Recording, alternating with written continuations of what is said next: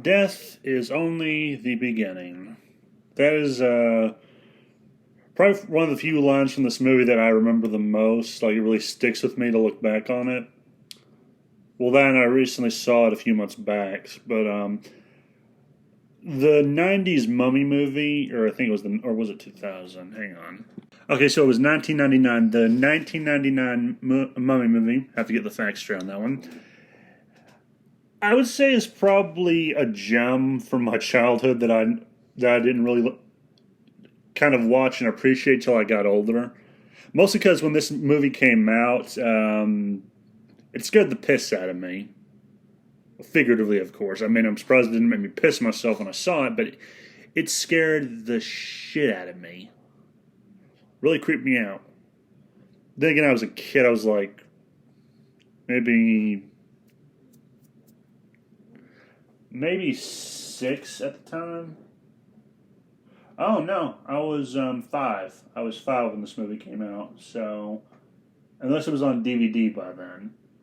But yeah, I was 5 or 6 when this came out, and yeah, this is just another thing I wanted to recommend to people. If you haven't seen this movie, I hope this gives you incentive to actually look it up and at least give it a shot. Um, the Mummy movie is actually a remake of a older movie from the black and white movies. The original one had, I believe, Boris Karloff in it, the guy who played Frankenstein. He also played the Mummy. And it has a lot of similarities to the thing it's remade from. I mean, that should be no surprise to no one.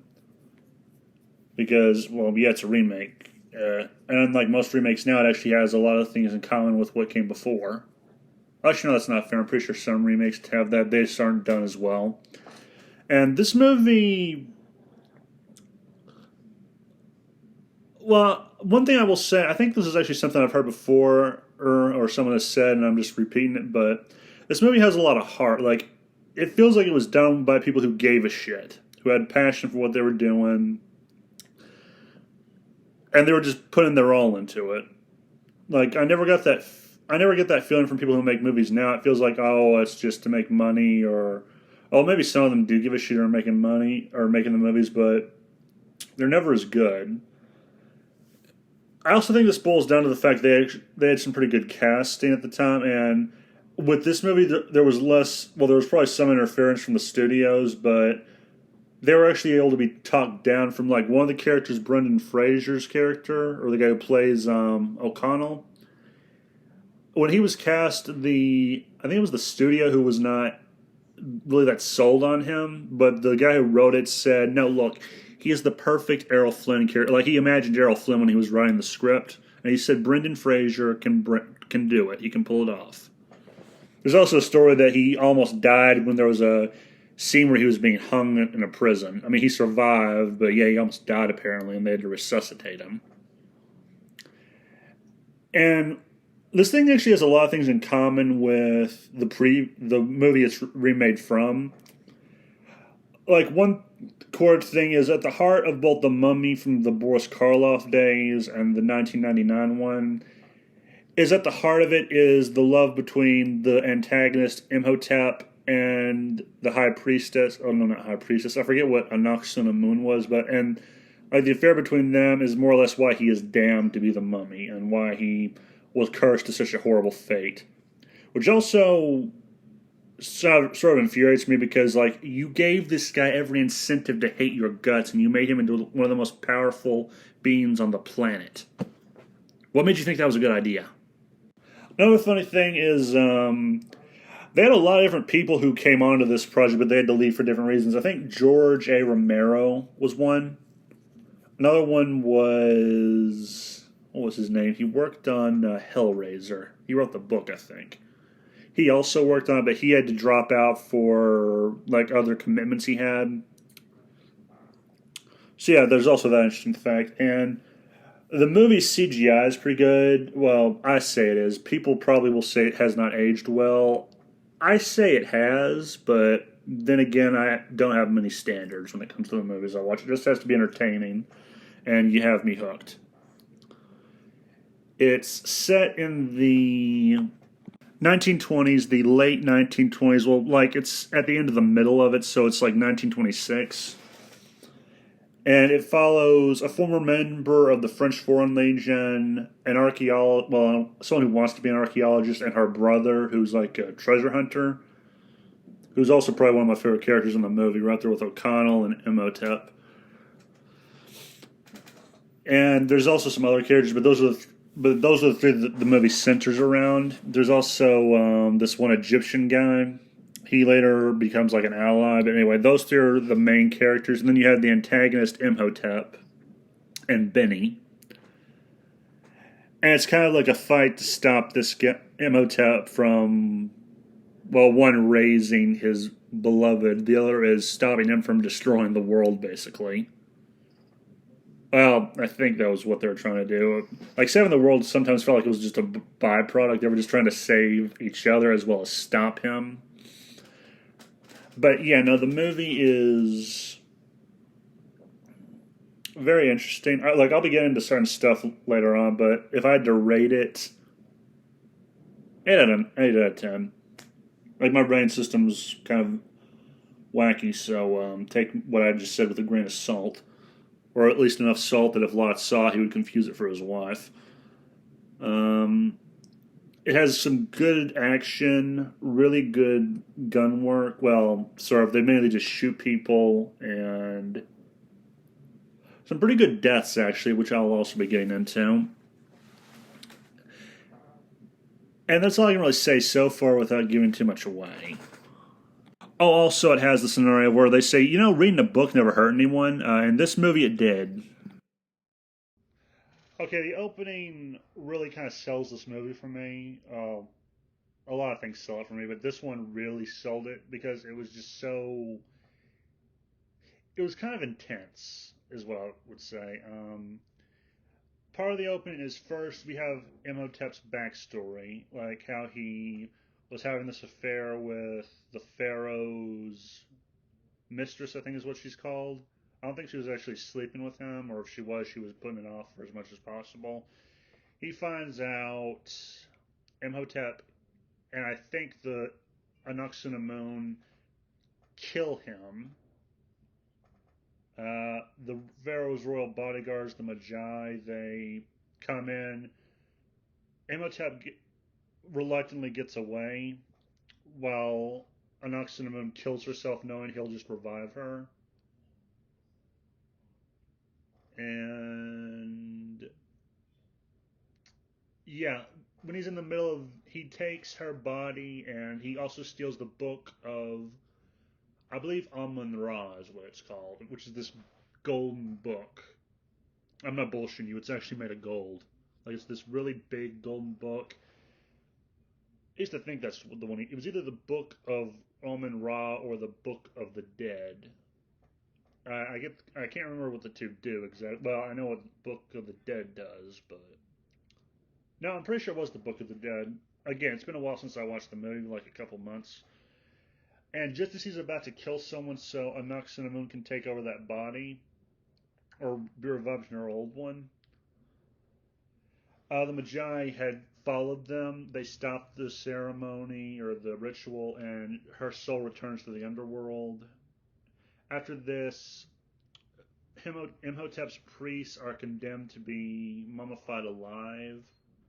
The same happens to Imhotep. The only difference is he suffers what's known as the Hun Dai, which is like one of the worst curses to have done to someone. And again, I ask, what made them think this was a good idea? Because anyone who has this done to them, they're buried alive with beetles eating them alive. But it's said that if he ever rose back up, he would have the power, the glory of invincibility. He would be a plague upon mankind, and he would carry the 12 plagues of Egypt. Basically, I think this was before Moses' time, so they had something to compare it to later on. Now that is the first part of the opening. The other part, well, I think this other part counts as part of the opening, is you have a group of men who were part of the French Foreign Legion. They are actually at a place called, what was it called again? I forget the name. It's the city where Imhotep went to revive Ankh-Senamun, and it's where Imhotep was buried. It's called the City of the Dead. I forget what the actual name for it is. But one of these soldiers is Rick O'Connell, an American working in the French Foreign Legion, which isn't uncommon. The French Foreign Legion isn't really picky about who's in their ranks. You can be anyone, or it used to be. I don't think that still applies, but anyone can join as long as they're good with a gun, I guess. And they're preparing to fight an invading army or an enemy army. Their leader panics and runs away. O'Connell and his friend Benny look at him leaving, and Benny's like, "You just got promoted." There's a battle. Almost everyone dies except for O'Connell and Benny, who fled and left O'Connell to die. And it's this really good gunfight between the French Foreign Legion and this enemy army, and it ends with O'Connell wandering off into the desert, and the Magi, who have at this point have been just guarding Imhotep, making sure he never rises as the mummy. They actually debate whether to kill. Well, one guy says, "What about this one? Should we kill him?" As he's fumbling away from his dead friends and enemies. And one of them, I think his name was Bass, or I forget his name. I have a bit on him later. He says no, the desert will just kill him. We don't have to do anything. So yeah, and that's the opening basically. Then it cuts to like the kind of more or less the plot of the Mummy then begins from there. Like it takes place a couple months, I think a month or so later afterwards, after he gets back to civilization, and then he brings back a group of people with him to the City of the Dead, and Imhotep rises. And that's all I want to say as far as plot goes. Rick O'Connell, one of the three main characters of the movie, he was again a member of the French Foreign Legion, so a very seasoned soldier, a very good marksman, really good with the sword, was good at what he does, even if what he does isn't that nice. And he is sort of like, for me, he's like one of the main reasons to watch this movie. I usually chalk this up to Brendan Fraser's acting. He is gruff, tough, not that very sensitive. He gradually develops into a better person over the course of the movie. And yeah, I don't really want to spoil too much about him, but yeah, he's actually pretty funny because he doesn't obsess about looking good. He's just obsessed with, okay, I need to take out those guys, then those guys, then those guys. And yeah, I kind of wish we got more of him. Except for, unless it's like the Tomb of the Dragon Emperor or the Chinese Mummy, in which case I would say I'm glad they ended the Mummy movies the way like they did before they could bosh it up even more. And yeah, he's actually a little bit more superstitious than some of the other characters. Or actually, no, I would say him and Jonathan are more superstitious. Like when they find the Book of the Dead and Evie opens it, he's like, "Book of the Dead? Are you sure you won't be messing around with that?" He also has a funny way of phrasing things like, well, actually, not funny, but the way it comes out is kind of funny. So when they find Imhotep, they open the sarcophagus he's in, and his body kind of leans forward but doesn't fall out all the way. A bunch of scarabs do fall out, but they're all dead. And he describes Imhotep as looking still juicy, as does Evie and Jonathan. He's kind of brute or crude, a little thuggish. So yeah, he's technically the type of protagonist I like. And he's not, he must save the world for the sake of saving. He's like, I want to get out of here. Can I get out of here? I would like to get out of here. Like, he kind of has that kind of mentality in the movie. It's just, the only reason he goes back is because he owes Evie and Jonathan for saving his life from being lynched. And other than that, he had no real reason to go back. according to Benny, he didn't even believe in it. So he has no real motivation for going back outside of an obligation, which is another thing I like. He's like, okay, I owe them, so I'll do this, come back, and then resume my life of getting drunk and generally trying to forget what happened to me. Okay, next we have Evie. Actually, this some just occurred to me while I was preparing to do this part. Evie O'Connell and her brother Jonathan, they all kind of remind me in some way of Nathan Drake. Like they all have like three different sides to Drake. O'Connell is like the swashbuckling gunslinger type, the one who's like really good at action and fighting. Evie's kind of like the geeky nerd aspect. Like Nathan Drake is a huge history nerd. I kind of say that about Evie to a certain extent. Um, like she knows her history. Like she's very well, or at least she's good at studying it and recognizing certain stuff from certain periods. Like she's very well informed and well read. This probably has to do with the fact she's actually trying to join I think they're called the Benbrook Scholars or something. They keep on rejecting her application because they say she doesn't have enough experience in the field, which is kind of a conundrum because how can you get experience in the field if you aren't one of them? So shall I contact a philosopher to quote someone from Bones?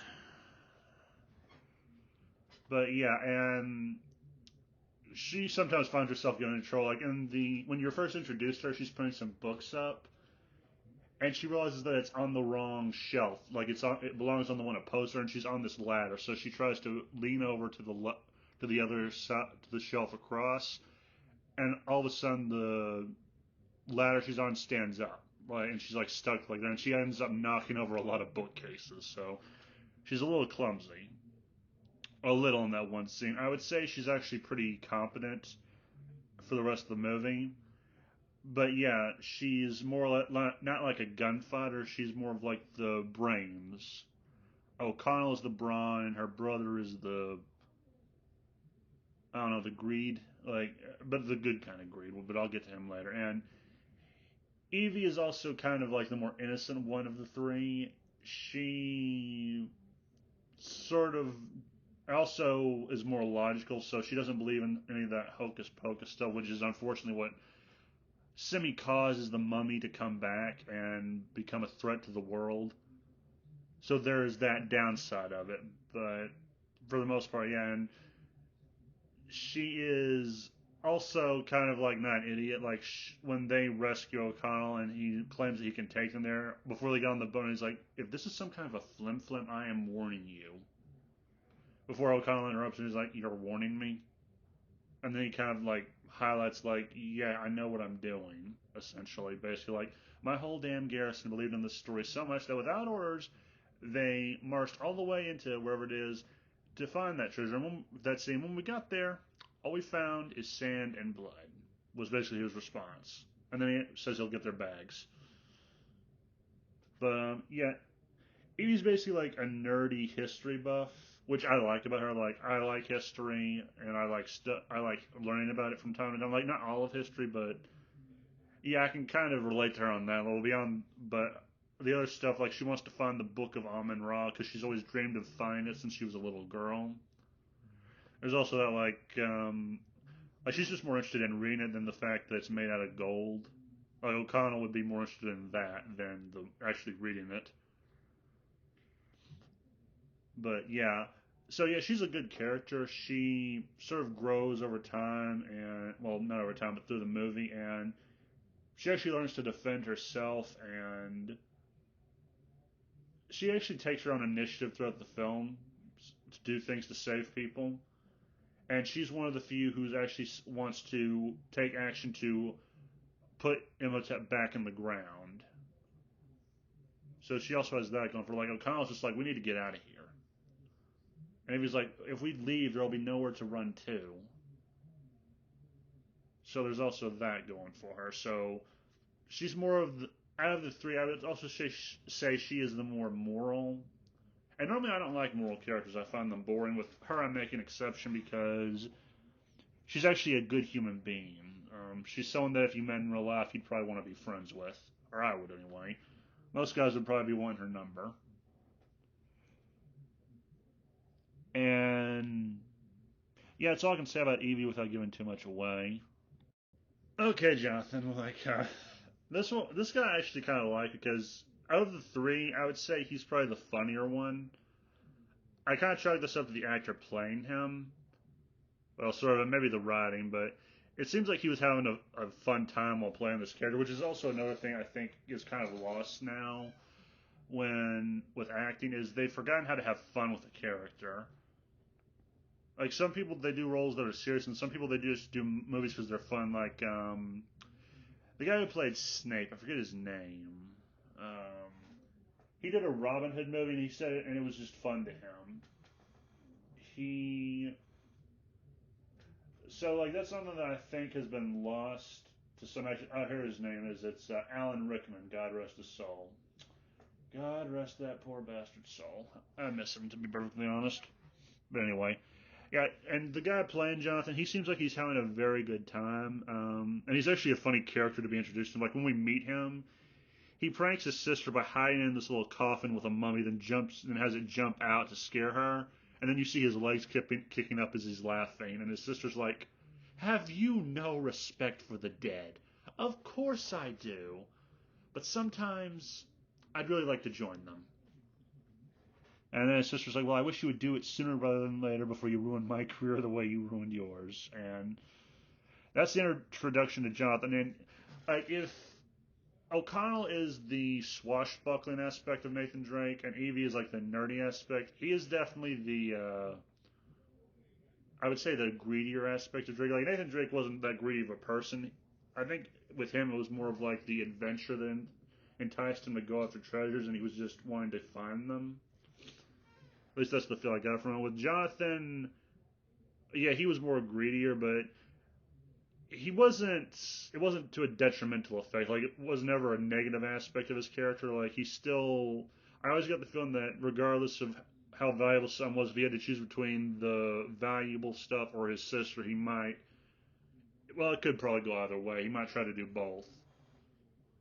So he's not a bad person, which is another type of character I like. I like the type of characters who aren't goody two shoes, but they're not bad either. It's just like they sometimes make reprehensible decisions or decisions that they'll regret later. And yeah, he's like my second favorite character in this movie. He's right under Rick O'Connell, I think. And he's a gambler, well, sort of a gambler.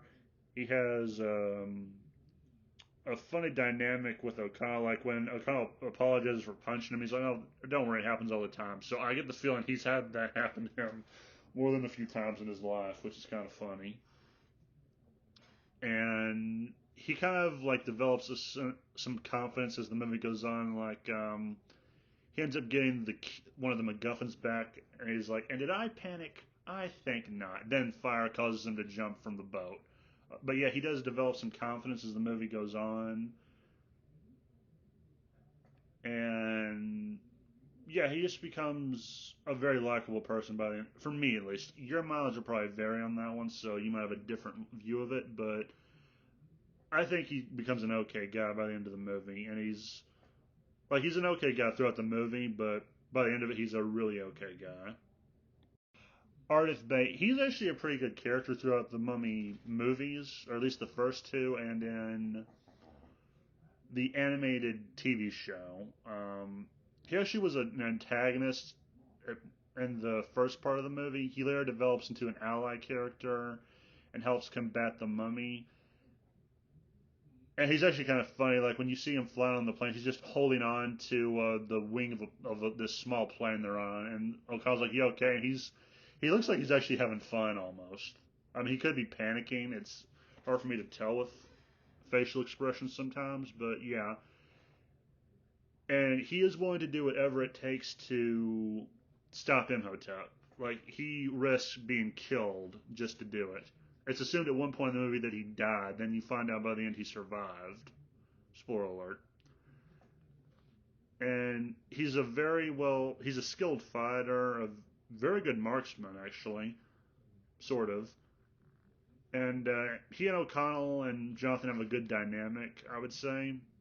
it's like more of not respect, but more like they go from tolerating each other to they're able to work together. By the second movie, they have a better dynamic to where it's like they are allies and sometimes friends. Well, I say friends most for the most part, but that's in the second movie.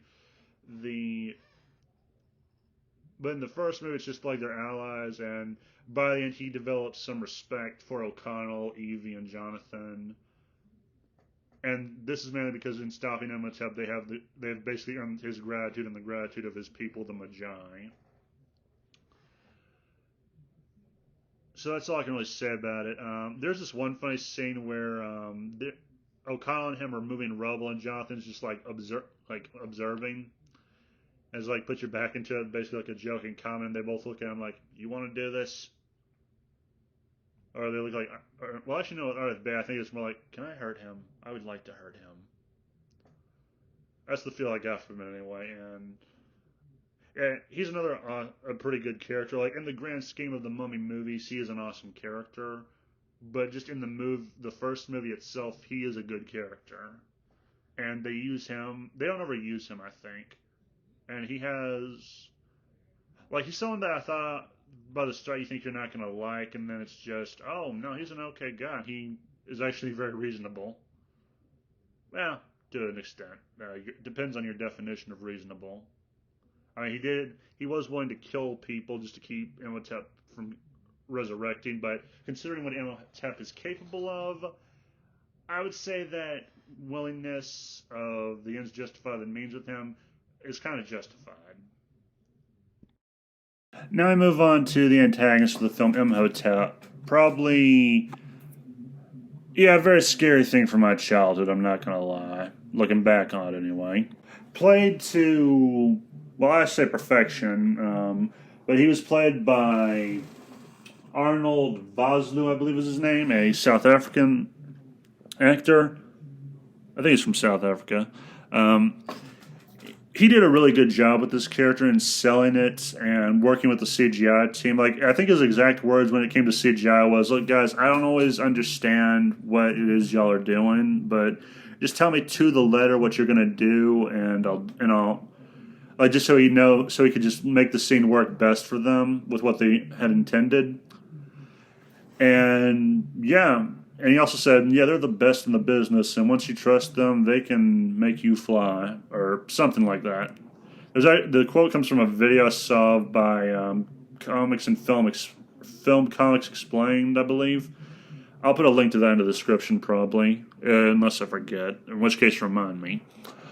Um, and Imhotep, very much like in the original Mummy movie with Boris Karloff, he is like his love for Moon is like at the heart of the story, and he is, I would say, he's a tragic villain. Like this is actually a bit of a conundrum with me because I say I miss it when villains are just badass and evil.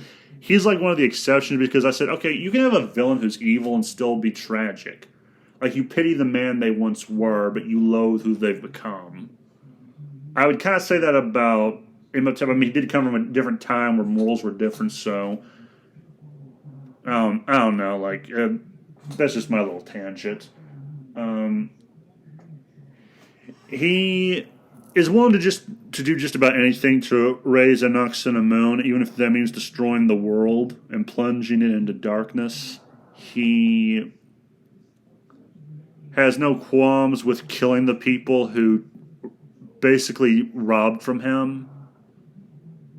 And although I will say this, he doesn't kill everyone outright. Benny he spared because like Benny was like using these various charms and incantations from various languages. And when he started saying the Jewish one, he was like, "The language of the slaves? You could be useful." And then he was like, "The reward will be great." And yeah, like and compared to Benny, I would say Imhotep's not that evil of a person. He's doing what he thinks he has to. And I mean, I don't agree with the end result. I mean, he's willing to bring back the woman he loves, but at the detriment of the world itself, because he will be a plague upon mankind.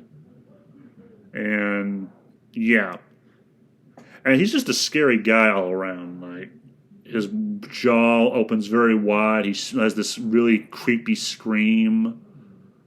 He can control people's minds. Like he, at one point, he controls most of the people in Cairo, I think, or whatever city they were in, and they all have blisters and boils on their face. Basically, it's a repeat of what Moses did. Well, kind of, or something to that effect. And he is ruthless. Like he will kill anyone to get what he wants. Like he tried to kill O'Connell multiple times, and even when he said he would spare them if Evie went with him, he still tried to kill them. So yeah, he's about as reliable and trustworthy as Skeletor or Joe Biden. Yeah, anyway, I wanted to make a joke there, but I kind of fell flat. And yeah, that's all I can really say about Imhotep. He's ruthless, but sort of understandable when you look at his situation. Benny, I'll probably be brief on. Benny's a piece of shit. Like he is like Jonathan can be kind of greedy. Benny is greedy excessive, but he's also paranoid and superstitious. So that's why Imhotep didn't have to kill him because he wasn't in the room when they opened the chest and the curse was more or less the curse only fell upon people who had opened this chest. Benny fled before they opened the chest because he heard there was a curse. But then later Imhotep basically recruits him and he betrays the Americans he was working with for gold. Basically, like, I mean, on one hand, I'm a greedy person too and I like making money, but at the same time, you're killing people for money and people who you knew for a while. Well, semi for a while. And yeah, and it's mentioned throughout the movie that people are telling him he'll get his, and he doesn't believe them. I'll let your imagination, if you haven't seen it, I will let your imagination uh, fill in that blank. Okay, so in movies, there are these things called McGuffins. I thought I would like briefly talk on some of these, and one of these, three of them are three objects that you see throughout the movie. I probably shouldn't even elaborate on these and just let that be the surprise in the movie if you actually go watch it. But you have the key, which was used to lock Imhotep up in his coffin at the beginning of the movie. It's also used to unlock certain things. And it's just called the key throughout the movie. I don't think there's an actual term for it. You have the next one, the black one book. That's the Book of the Dead. That's what rose Imhotep. And the golden book is the Book of Amun-Ra, used to um, okay, I don't want to spoil it because I'm actually hoping this video gets someone to go watch this movie. And unfortunately, I couldn't find any images on Google Images initially from the actual Mummy movie. I had to settle on this image from the god awful Tom Cruise film. But it's instrumental in the movie in stopping Imhotep, and that's all I want to say. And I really like the way they were designed. Like I like the style and look of the books. Like the black one, if someone ever makes a Lovecraft movie with a Necronomicon version or one of the Necronomicons, like an Egyptian version, I want it to look like that. Like I want it to look like that black one, like the Book of the Dead.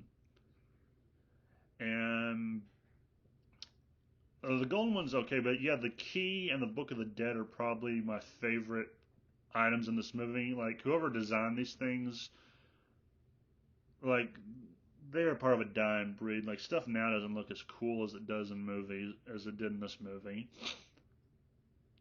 Although I will say the Book of Amun-Ra does look pretty cool in the Tom Cruise Mummy movie. Still doesn't excuse the crap they pulled.